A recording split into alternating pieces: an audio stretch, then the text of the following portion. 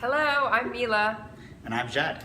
and we're here today on behalf of First Time Home Buyer ATL. So we're going to walk you through the elements of the offer. We're going to take it down to 3 sections. The first section is going to talk about everything money related. The second section is everything deadline related, and the third section is everything people related. So we'll get into the everything money related side. So the first thing you need to worry about as a home buyer is the offer price. So let's say that y'all just went out and you saw a $100,000 condo, a 1-bedroom condo with a skyline view, and you get a crazy gut feeling and you absolutely want it. You put in the offer, and you have to decide, do you want to put in the offer price at the asking price of the condo, which is $100,000, or do you want to put in the offer below the asking price of $100,000? So there's a couple things to consider, Jad. Some of the things to consider are the average days on market for that condo, maybe in that particular building. Like, how many days does it take on average for a condo to sell? A second thing to consider is condition and location. That's very important when things are being priced.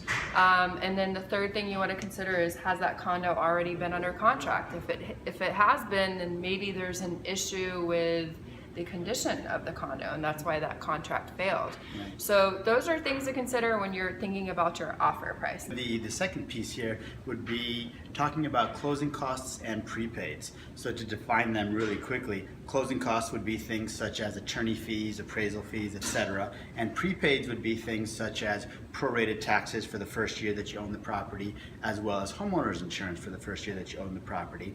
And the second piece of the prepaids would be your escrow account. You would set up your escrow account to pay next year's taxes and insurance. And what's an escrow account again? An escrow account is when the lender sets up a separate account where, as the individual borrowing the money, you pay in every single month into the account so that the lender can then pay your tax invoice next year as well as your homeowner's insurance invoice next year. Well, that's interesting. And on average, how much are closing costs? On average, the two combined could be anywhere between 2 and 4% of the total purchase price of whatever property that you're looking at purchasing. Okay, so if our condo is on the market, the list or the ask price is $100,000, Yes. and my buyers want the seller to cover some of their closing costs, we should probably put in an offer at maybe $104,000, Yes. with asking the seller to pay $4,000 of the buyer's closing costs. Is that Exactly. right? That's And that's exactly going to give right. you a net of what? $100K. It's going to net you, yes. It's Right. going to net the seller $100,000, and they pay for the closing costs.